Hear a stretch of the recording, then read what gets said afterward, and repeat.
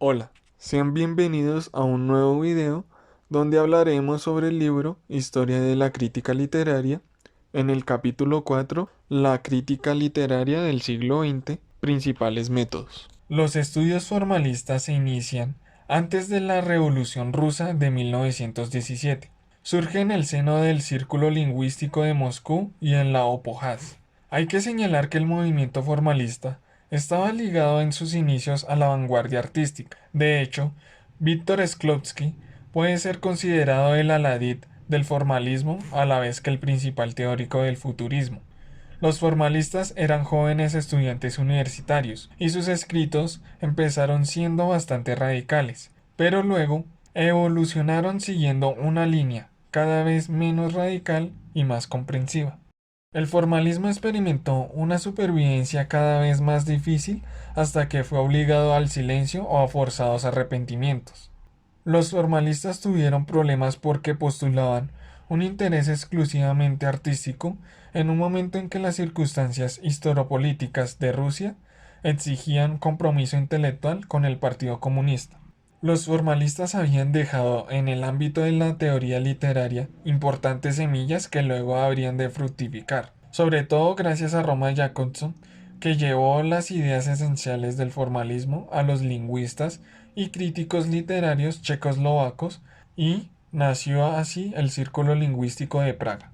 La primera fase del formalismo se encuentra fuertemente influenciada por las ideas de Shklovsky, a tal punto de considerar su artículo El arte como artificio un manifiesto claro de la escuela formalista.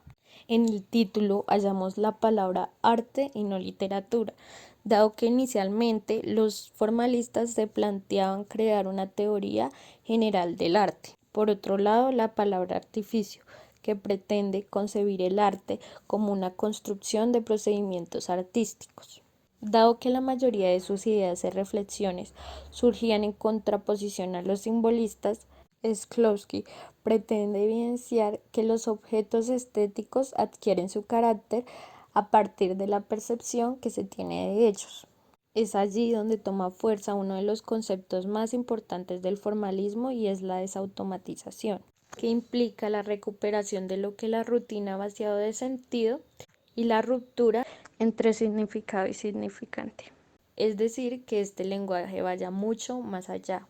Es por esto que la palabra artificio toma muchísima fuerza en la diferenciación entre el lenguaje poético y el lenguaje cotidiano. En tanto al formalismo tardío, encontramos la teoría de la dominante, definiendo este como el componente central de una obra de arte que rige y tiene la capacidad de transformar las demás figuras de la obra.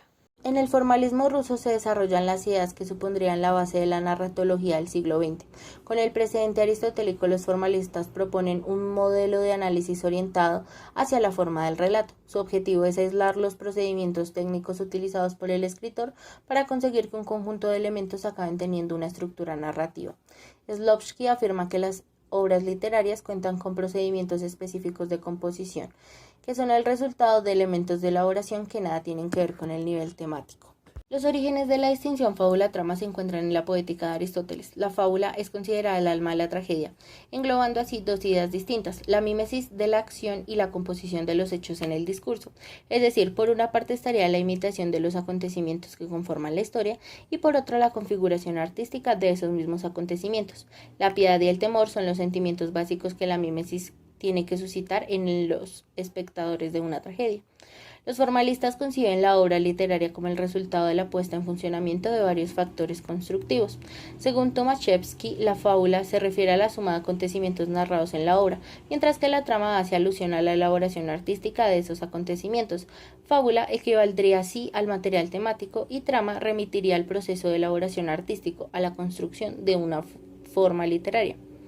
Según Foster, hay que entender por history a la narración de unos hechos considerados simplemente en secuencia temporal, mientras que plot alude a una narración de sucesos en la que se pone énfasis en la relación de casualidad que existe entre ellos, con lo que se consigue un efecto estético. Las técnicas de composición del relato se incluirían en el plot.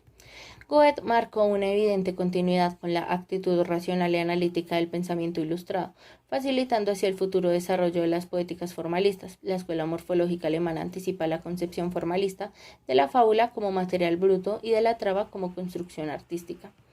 Aristóteles señaló que los materiales de la fábula deben vincularse siempre siguiendo tres criterios: el de verosimilitud, el de necesidad y el de decoro.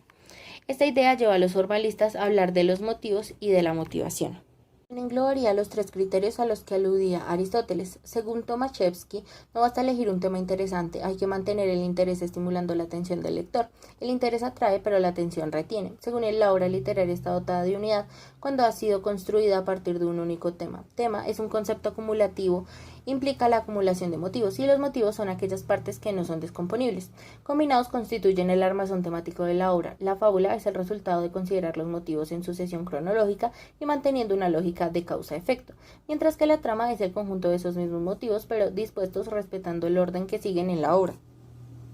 Vladimir Propp desarrolló su actividad crítica paralelamente a los formalistas. Él se basa en la descripción de los acontecimientos y en los agentes que lleva a cabo las acciones. En el nivel de la fábula acepta que es necesario encontrar unidades mínimas, porque para describir el todo primero hay que describir las partes. Propp redujo a 31 funciones todas las alternativas de acciones que podían desempeñar los personajes en los cuentos maravillosos, demostrando que pueden estudiarse los cuentos a partir de dichas acciones. Las funciones son aquellos elementos constantes en el cuento.